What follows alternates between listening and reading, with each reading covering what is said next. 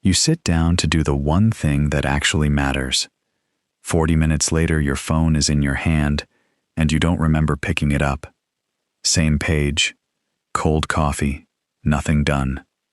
Maybe you've been working on something for 2 years, and you can't point to one finished thing. His name was Marcus. 6 years in the same job, 400 interruptions a shift, and they hired a consultant off the street over him. Then an air traffic controller asked him one question: how long can you actually go without touching that phone? Stay with me until the end, because the answer costs more than you think. Marcus Bell was 31 years old, and he was a dispatcher at a regional parcel depot on the south side of Memphis, Tennessee. His job, his actual, literal job, was to be interrupted. 62 drivers, 400 radio calls a shift. A truck breaks an axle on Lamar Avenue. A driver can't find a loading dock behind a strip mall. Every 90 seconds, somebody needed Marcus to drop what he was holding and hold something else instead. He was the man they called when the board went red. He made $46,000 a year, and Marcus was not lazy. He was the hardest working man in that building, and he had nothing to show for it. 3 years earlier, he'd bought a certification textbook, 1,100 pages, the logistics credential that turned dispatchers into analysts. Analysts made $79,000. Analysts sat in an office with a door. He'd taken the exam twice and failed twice. Each attempt cost $180 he didn't really have. It sat on his kitchen table for 3 years, neon yellow through page 60, untouched from page 61. Every night at 8 o'clock, Marcus sat down in front of it, textbook open, laptop open, phone face up beside his hand. And every night, the same thing happened. He'd read a paragraph, check a delivery exception alert, read half a paragraph, answer a driver's text, watch 9 seconds of something, look up, 11:40 p.m., same page. His wife Elena was an ER nurse who worked nights, so most of the time nobody saw it. Their daughter Ivy was 7, and she had stopped asking her dad to come sit on the floor with her, because the answer had been, "In a minute, baby," for about 1.5 years. Marcus told himself he needed more time. He had time. What he didn't have was a single hour that belonged to him from beginning to end. On a Thursday in November, the depot posted an internal opening, regional logistics analyst. Marcus had waited 6 years for it. He applied that morning before his shift, standing up. 9 days later, his manager called him into the glass office and told him they'd hired from outside. A man named Wes, from a consulting firm in Nashville, who had never touched a forklift in his life, but had 3 letters after his name. Marcus didn't argue. He asked one question: what does he have that I don't? And his manager, who liked him, who was not being cruel, said, "Marcus, you're the hardest working man in this building, but in 6 years, I have never once seen you finish something." He got home that night, and Elena had already left for her shift. Ivy was asleep. Her school folder sat on the counter the way it did every Thursday, waiting for a parent's signature. He opened it. The assignment was, draw your family on a Saturday morning. Ivy had drawn their apartment in 4 boxes, like a comic strip. In one box, Elena asleep with little Z's over her head. In another, Ivy on the living room floor with the dog. In the third box, an empty couch. And in the fourth box was the kitchen table, and a man sitting at it. And where her father's face should have been, Ivy had drawn a rectangle, a screen. No eyes, no mouth, just a gray rectangle between 2 ears, with little white lines on it so you'd know exactly what it was. Her teacher had written in green pen at the top, "Great use of detail." Marcus stood in that kitchen and did arithmetic he had been avoiding for a long time. Ivy was 7. He didn't know how many more years a kid asks her father to come sit on the floor with her. He suspected it was not many. He suspected he was already inside the last few. He sat down at that table at 11 o'clock and opened the textbook. 40 minutes later, he looked up. He was watching a video about a man rebuilding a rusted engine. He did not remember opening it. He could not have told you the last sentence he'd read. And that was the moment Marcus Bell understood something that scared him more than losing the job. He wasn't failing because he wasn't trying. He was failing because he had lost the ability to stay in one place for 11 minutes. After that night, Marcus started coming to the depot 2 hours early. Not because he was disciplined, because the apartment was loud inside his own head, and the break room was the only room in his life where nothing could reach him. The radios didn't go live until 6. The first morning, there was already someone at the table. Ray Okafor was 62. He ran the overnight training desk and came off that shift at 4 in the morning and had done for 11 years. Marcus had walked past him for 6 years without ever saying hello. What Marcus noticed that morning was this. Ray sat down with a paperback and read until 5:30 without moving. No phone, not once. Marcus lasted 9 minutes with his textbook before his hand went to his pocket. On the 4th morning, Ray closed his book and said, "You're loud." Marcus said, "I haven't said anything." Ray said, "You've picked that phone up 9 times in 20 minutes. I can hear you not deciding." Marcus asked what he'd done before the depot. Ray said, 22 years. Air traffic control, Memphis Center. Marcus asked why he'd left. "I didn't. They retire you at 56, whether you're ready or not." He turned a page. "So now I run the night desk. It's not the tower, but at 4 in the morning, nobody's got the energy to lie to you." Then, still not looking up, "I kept 40 airplanes from touching each other. In 22 years, I never once checked my phone while I was doing it. And not because I'm a better man than you, son, because they wouldn't let me." Ray asked him 2 questions. "How long did you sit at that table last night? 4 hours? And how long was the longest stretch you went without touching that phone?" Marcus actually thought about it. That was the awful part, and the answer came back. 11 minutes, maybe. Ray took the sheet of paper and tore it in half, then into quarters. Then he kept going until there were 30 little pieces spread across the table between them. He slid a pen over. "Write me 1 sentence." Marcus looked at the confetti and didn't move. "Go on," Ray said. "You've got the whole page right there. You can write on all 30 pieces. You just can't write anything anybody can read." Then Ray swept the pieces into his palm and gave him the arithmetic. 23 minutes. That's how long it takes the average person to get all the way back to what they were doing after they break off. 23. He let it sit. "You just told me 11. Marcus didn't answer.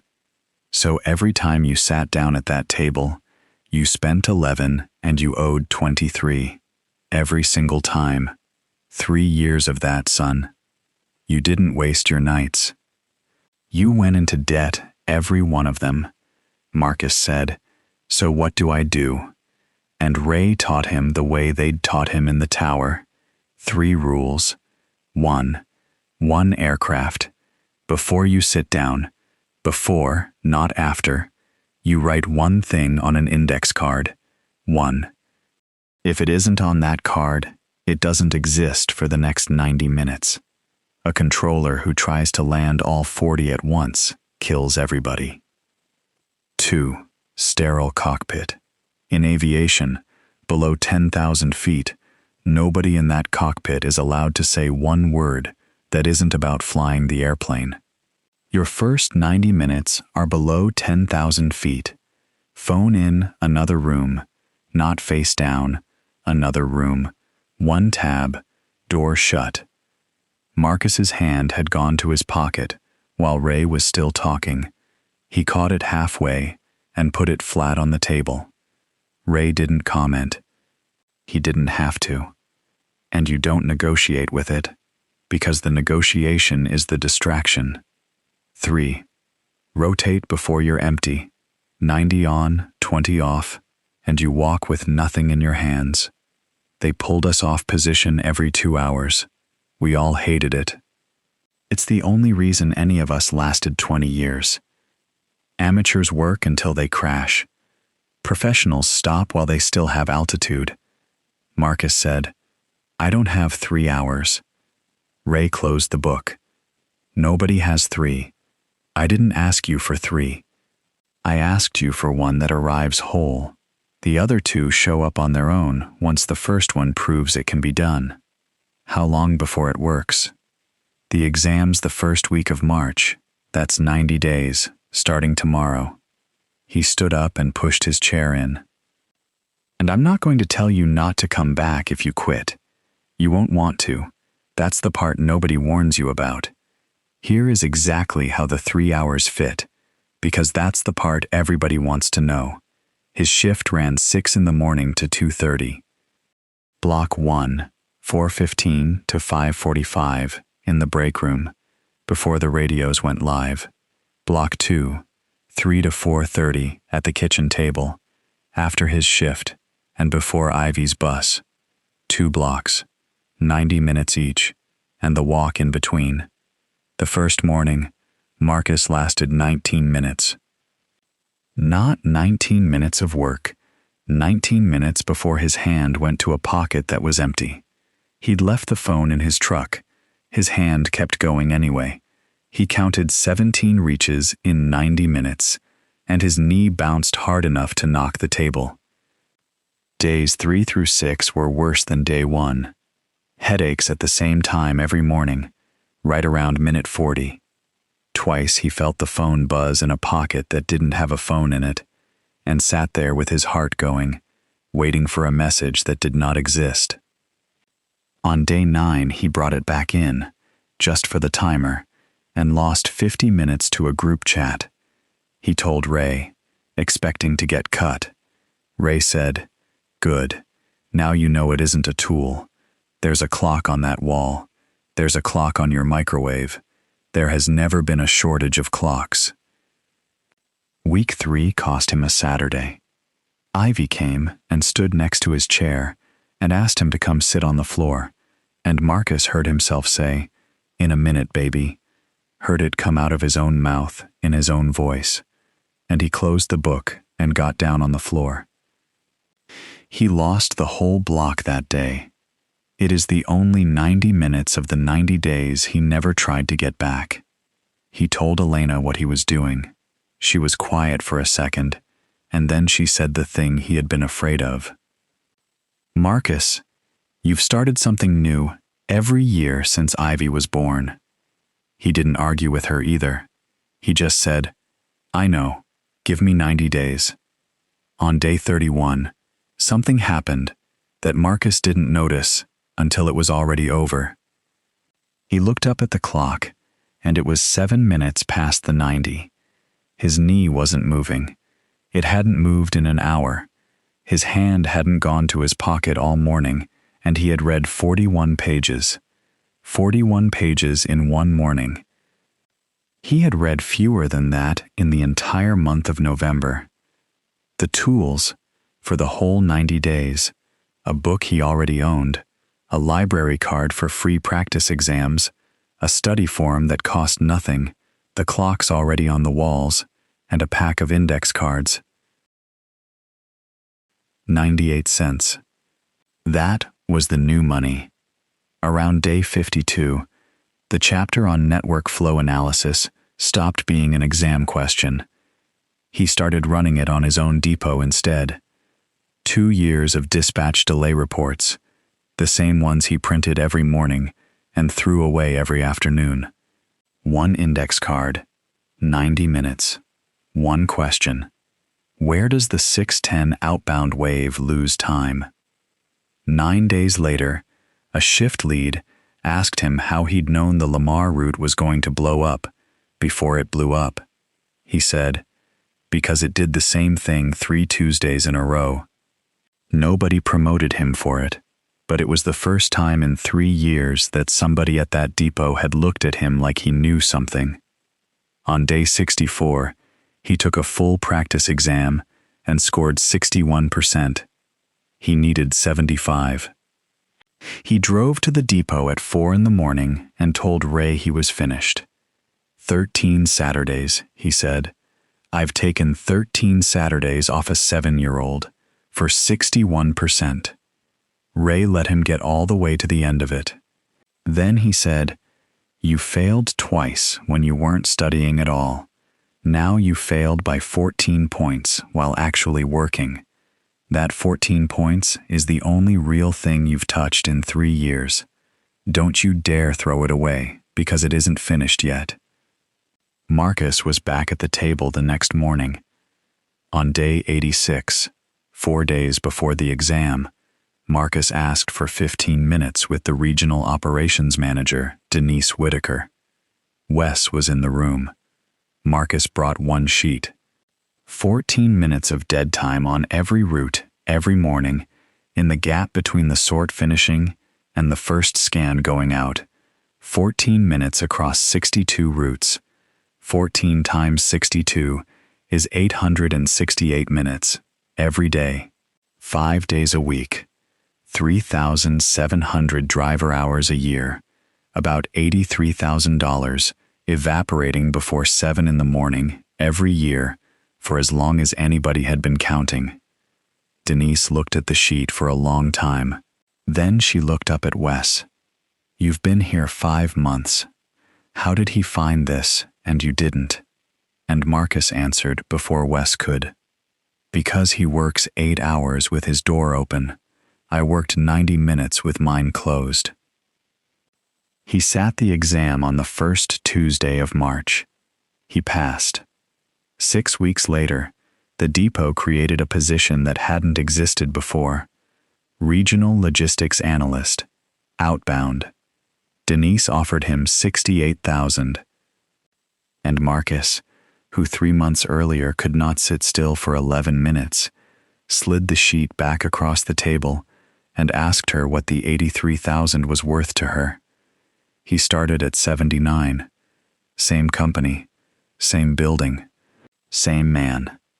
The Monday after he started, Marcus walked into the break room at 4:15 with 2 coffees and set one down in front of Ray Okafor.